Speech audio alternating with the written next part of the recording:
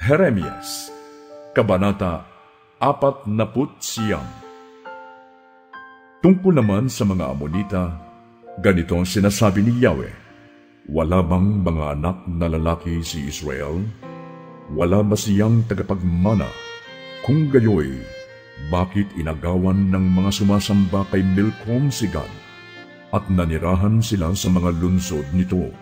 Kaya nga, darating ang panahon na maririnig ng mga taga-Raba ang sigaw ng digmaan. Ang lungsod na ito'y iiwang wasak at susunugin ang mga nayon, at mababalik sa Israel ang lupaing inagaw sa kanya. Ito ang sabi ni Yahweh: tumangis kayo mga taga-Hesbon, sapagkat wasak na ang Ai.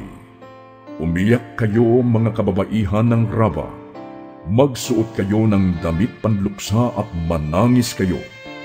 Magpabalik-balik kayo na hinahampas ang sarili, sapagkat ang Diyos-Diyosan ninyong si Milcom ay dadalhing bihag, kasama ang kanyang mga pari at mga pinuno. Huwag ninyong ipagyabang ang inyong mga lakas, kayong walang pananalig.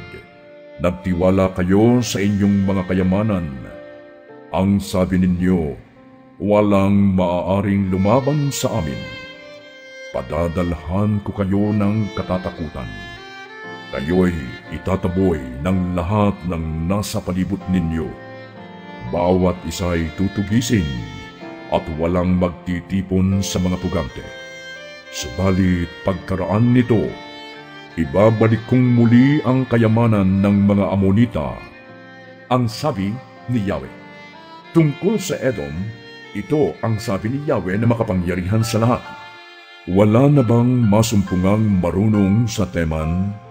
Hindi na ba nagpapayo ang mga tagapayo doon? Napawi na ba ang kanilang karunungan? Mga taga-Dedan, tumakas kayo at magtago. Ipararanas ko sa inyo ang kapahamakang inabot ni Esau nang siya'y aking parusahan. Kung namimitas ng mga ubas, tiyak na may naiiwan.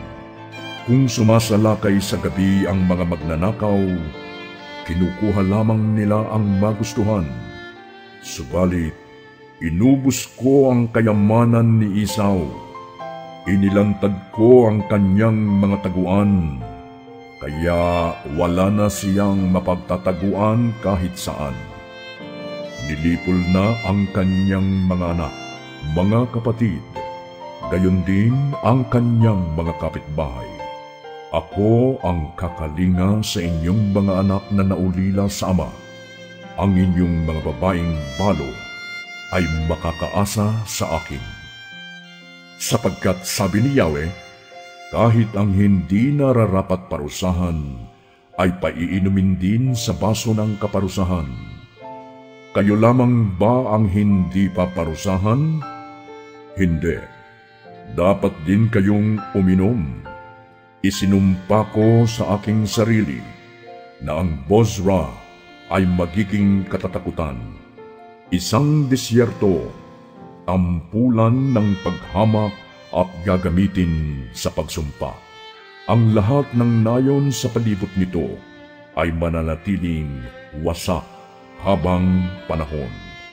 Akong si Yahweh ang nagsabi nito. Narinig ko ang pahayag na ito ni Yahweh. Pinapunta niya sa mga bansa ang isang sugo upang sabihin, magsama-sama kayo at salakayin siya. Humanda kayong makipagdigma. Ikaw ay gagawin niyang mahinang bansa, tampulan ng paghamak ng lahat. Dinaya kayo ng inyong kapalaluan at kataasan. Walang natatakot sa inyo, tulad ng akala ninyo. Kayo na nakatira sa mga guwang ng kabatuhan at nagkukuta sa mataas na kabululan. Ngunit gumawa man kayo ng inyong pugad sa dakong mataas, gaya ng agila, kayo'y aking ibababa. Ito ang salita ni Yahweh. Sinabi pa ni Yahweh, ang Edom ay magiging malagim na tanawin. Mangingilabot at masisindak ang lahat ng magdaraan doon. Siya'y ibinagsak gaya ng Sodoma at Gomora. at mga kalapit na bansa. Walang sino mang maninirahan doon. Masdan ninyo, tulad ng leyong nang gagaling sa kagubatan ng Hordan at patungo sa luntiang pastulan, hahabulin ko ang mga taga-Edom at sila'y magtatakbuhan. Pamamahalaan sila ng sinumang pinunong aking pipiliin. Sino ang katulad ko? Sino ang aking kapantay? Sinong pinuno ang makakalaban sa akin? Kaya pakinggan ninyo ang buong layunin ni Yahweh laban sa Edom at lahat ng kanyang balak laban sa taga-Teman. Pati ang maliliit na bata ay kukunin at masisindak ang lahat.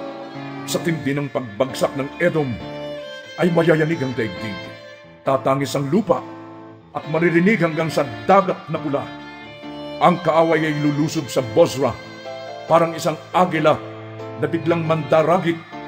Sa araw na iyon, matatakot ang mga kawal ng Edom, tulad ng pagkatakot ng isang babaeng malapit ng manganak. Tungkol sa Damasco, ito naman ang sabi ni Yahweh, nagugulo ang Hamat at ang Arpad, sapagkat nakarinig sila ng masamang balita. Hindi sila mapalagay dahil sa pag-aalala. Sila'y tila nag-aalimpo yung dagat. Natakot ang Damasco at tumakas. Sinaklot siya ng pangamba, gaya ng pagdaramdam ng isang babaeng manganganak. Napakalungkot ngayon ang bayang dati puspos ng galak at awitan. Ang dating masayang bayan, kaya nga mabubuwal sa kanyang lansangan ang mga binata at magiging malamig na bangkay ang lahat ng kanyang mandirigma sa araw na iyon. Tutupukin ko ang pader ng Damasco, maging ang mga palasyo ni Haring Ben-Hadad.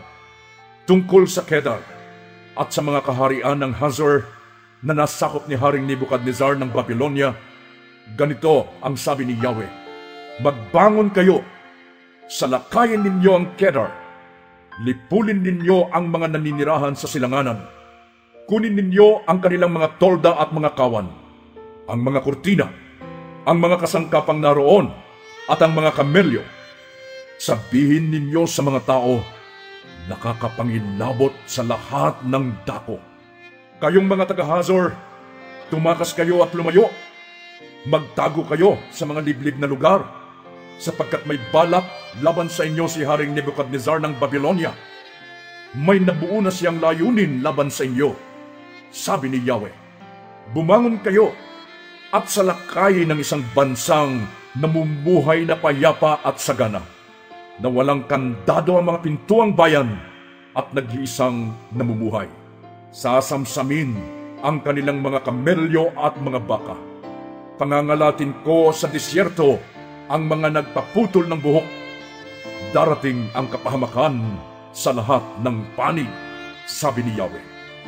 Magiging tirahan ng mga asong gubat ang Hazor, at ito'y mananatiling tiwangwang. Wala nang taong maninirahan doon o makikipamayan sa kanila. Tinanggap ni Propeta Jeremias ang pahayag ni Yahweh tungkol sa Elam nang magpasimulang maghari si Zedekiah sa Huda. Ganito ang sabi ni Yahweh na makapangyarihan sa lahat. Babaliin ko ang pana ng Elam, ang pangunahing sandatang sa gisag ng kanilang lakas. Paiihipin ko ang hangin mula sa lahat ng panig ng kalangitan, at pangangalatin ko sila sa lahat ng dako. Masisindak ang mga taga-Elam sa harap ng kanilang kalaban. Padadalhan ko sila ng kapahamakan dahil sa matinding galit ko. Ipadadala ko sa kanila ang tabak hanggang malipol silang lahat, at itatayo ko sa Elam ang aking trono. Lilipulin ko ang kanilang hari at mga pinuno. Ngunit darating din ang panahon na ibabalik ko ang kayamanan ng Elam. Akong si Yahweh ang nagsabi nito.